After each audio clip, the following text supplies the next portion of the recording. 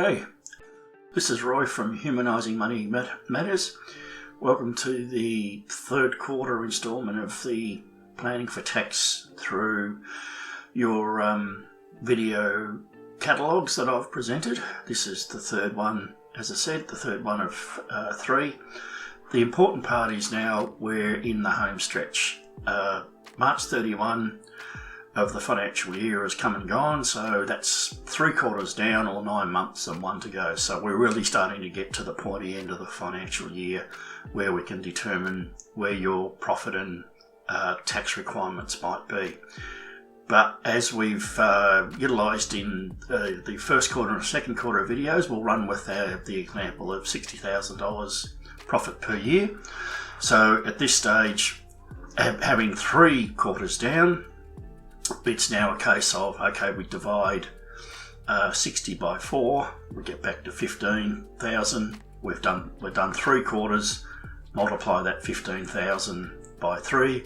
So we're anticipating our profit will be around $45,000 at the end of March 31. Again, following on from the previous 2 quarters, as we've made another $15,000 profit, that equates to $60,000 profit for the year, and there'll be a $12,000 estimated tax.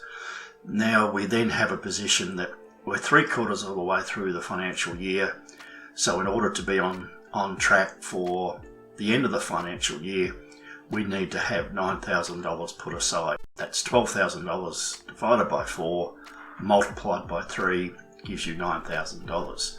So as we already have $12,000 calculated as a tax estimate on $60,000, and we're 3 quarters of the way of the year through, so we're roughly thinking that we need to have $9,000 set aside.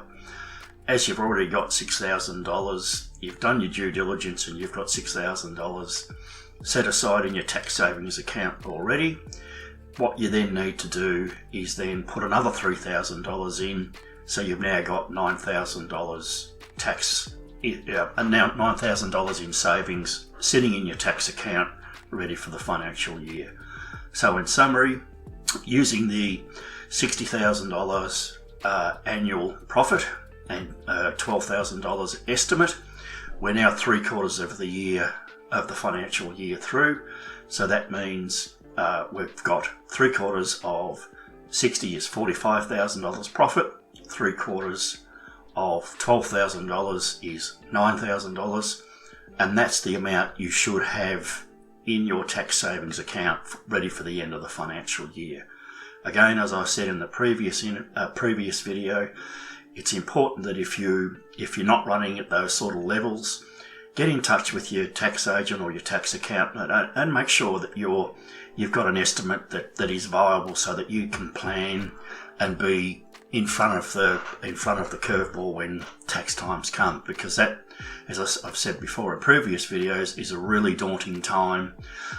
You've come out of wages employment where the employer pays your super, deducts your wages tax, and what's in your pocket is yours.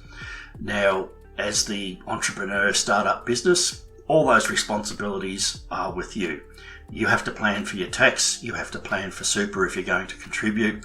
No one else makes those decisions except you. Again, if those particular things are too robust for you, then reach out to your tax agent, your tax accountant, or your business advisor. I'm certainly available to help you to gain confidence and some comfort around what you need to do. So it's really important resources are out there. So you've done, if you're on track, you've had a great year, but don't spoil the celebration at the end of the financial year by not being prepared for the tax you have to pay. So once again, it's Roy from Humanising Money Matters signing off. Thanks for your time. Look forward to hearing from you soon. See you later.